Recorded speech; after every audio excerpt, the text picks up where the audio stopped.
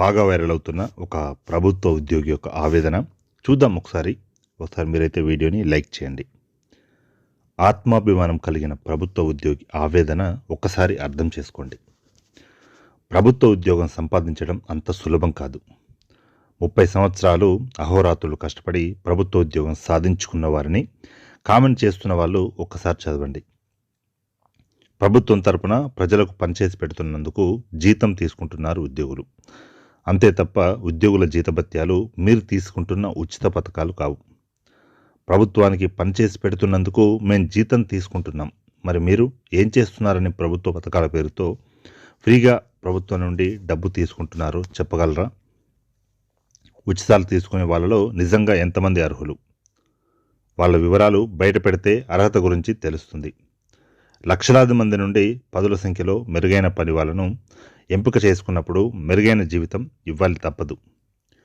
20-30 సంవత్సరాల పాటు సరదాలు సంతోషాలు పక్కన పెట్టి రాత్రి పగలు కష్టపడి సంపాదించిన విజ్ఞానం, నైపుణ్యం కలిగిన వ్యక్తులు ఊరికనే పనిలోకి రారు. ప్రభుత్వం అయినా ప్రైవేట్ అయినా మెరుగైన నైపుణ్యం కలిగిన ఉద్యోగి కావాలంటే అంతే మెరుగైన జీతం చెల్లించాలి. అనేక కార్పొరేట్ ప్రైవేట్ సంస్థలు లక్షల్లో జీతాలు ఇస్తున్నాయి. ఎందుకు? వాళ్లకు తెలివి లేక? బయట 500-600 కూలికి అంతమంది దొరికితే ఆ ప్రైవేట్ వాళ్లకు పని లేక నెలకు లక్షలాది రూపాయల జీతాలు ఇస్తున్నారా? విమర్శ చేయడం చాలా సులువు, వాస్తవాన్ని గ్రహించడం చాలా కష్టం.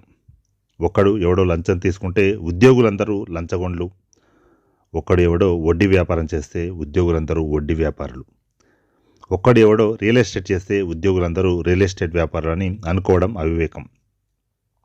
మీరు చేసే వడ్డీ వ్యాపారాలకు రియల్ ఎస్టేట్ వ్యాపారాలకు ఏ ఉద్యోగో పోటీ తగిలి ఉంటాడు. అందుకే ఈ ఏడుపు.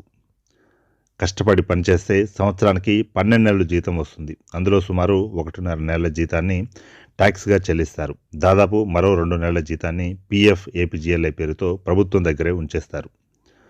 ఉద్యోగులు తప్ప మిగిలిన ఏ ఒక్కడు నిజాయితీగా ట్యాక్స్ కట్టాడు. 10 ఎకరాల భూములు, కోట్ల రూపాయల ఆస్తులు ఉన్న వాళ్లకు ఆసరా, అమ్మఒడి, విద్యా దీవెన, వసతి దీవెన, ఫీజు రియంబర్స్మెంట్, వివిధ సబ్సిడీలు, తెల్ల రేషన్ కార్డులు, చేయుతలు, పెన్షన్లు, రైతు బంధులు, రైతు భరోసాలు, వాహన మిత్రాలు, నిరుద్యోగ భృతులు, పావుల వడ్డీకే రుణాలు, పైసా చెల్లించకుండా వైద్యాలు, ఇలా చెప్పుకుంటూ పోతే లిస్టుకి అంతే లేదు.